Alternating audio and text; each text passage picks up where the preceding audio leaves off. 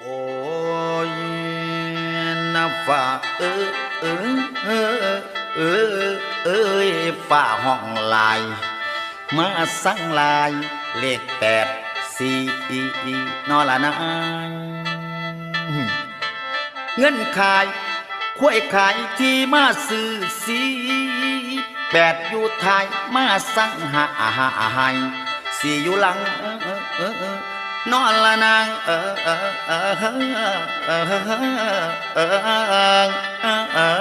อ้ยโอ้ยละนาม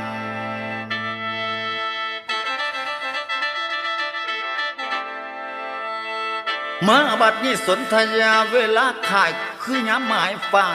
15เลขปัญหาจับคู่ได้อาจารย์ให้ปั่นสองเห็นเลขหลักเก่งคัดเป็นเทิงเลขเด่นประจำหลัก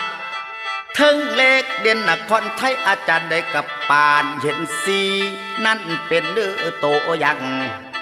ตัวทั้งหลังให้หาเพิ่มเติมเอาผู้เจ้ามอนตัวออกก่อนนั่นสีแท้แต่โตถ่ายให้ตืมเอาถือกับคว่ำเพิ่นเบาเขาซาปัญหาดังทั้งลำปางเชียงรายให้สีมาเป็นโตแน่ผู้จำแพ้จำผ่านาฬิกากระจำมุกขายฮอดคุ้ยบักตู้ถึงหากูมูกลายหาเจ้ามือเกิดใจบ่มีใจสิเอาอย่างเล็กมันดังพอแห้งผัดแห้งลายแล้วคนสื่อคือสิสวยสาบอดถือโตนอบ่มีใจคิดไปหลายแห่งแต่คือสิได้เอามือป้ายกายใส่หัวลับตาลงเห็นเลขแลนลัวเลขสีผัดสีแดงคักพ่อแห้งแล้วทั้งใจเลขสีไหลมาเป็นปุ่มเด็กประมาณ6 ทุ่มซุ่มนอนเว้นเต้นขึ้นนำ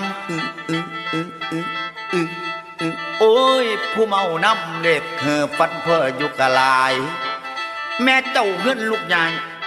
กายมาเหี่ยวอยู่ป่ายสั้นเสียงทวารเล่าดัง8ก็มีตามถ่ายเล่ามากลายสัญญาณเต้นเห็นสัวดำอยู่ข้างบอนฉันใส่มอนจนมามุนอุ้ยปุ้ยจังเลยแม่บักหำตื่นมือเศร้าเล่ากระจำซื้อนำแต่ตัวเดียวเมียเที่ยวถามอย่ามากวนนะเมียเที่ยวถามอย่ามากวนสินวนเอาดอกเงินล้านเงินทำงานเอามาสู่เงินขายหมูเจียงมิลินเจียงมีลินโอ้ยขายขี้ดิน400ถึงจำซอยอีก4,000ซื้อ48จนมาอันเล็กกันพ่อปานเห็นเสียงกองเพลงดอกหยาคู่สิต้อยตีนอดังตุ่มซุ่มบังรวยกะมาจุ่มซุ่มกันลังวันเด่นกายจากเพ้นกะแม่นขายไม้จ้องยองใส่เบอร์ยังกะเงือกเธอเลยโอ้โอ้โอ้โอ้โอ้โอ้โอ้โอ้โอ้โอ้โอ้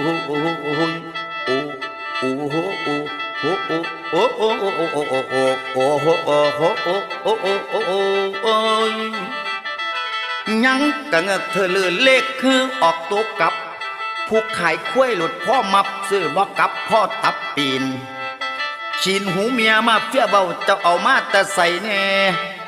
สั่งมาซื้อดอกแกงแก่เบิดหลายเทพอบักหำผัวเลยเบาตื้มซ้ำข่อยฝันนำห่วยแต่กลางคืนผู้แล้วข่อยฝันเมื่อคืนนี่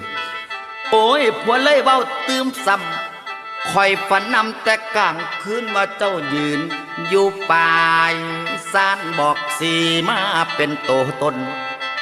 บ่ท่านโดดผัดเสียง8มากคือกันกับเลขเมียเลยห้องว่าเจ้าเพ้อเมื่อคืนนี้ข่อยเหี่ยวตัว ท้องข่อยยิงเข้าครัว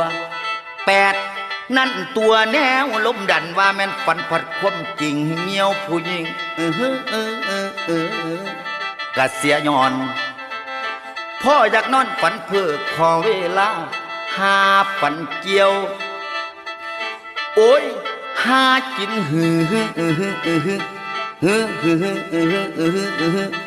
มึงเอ้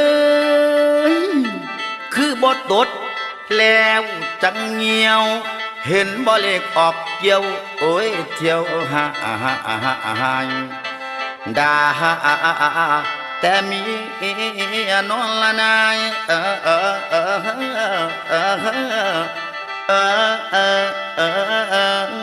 โอ้ยโอ้ยละนาม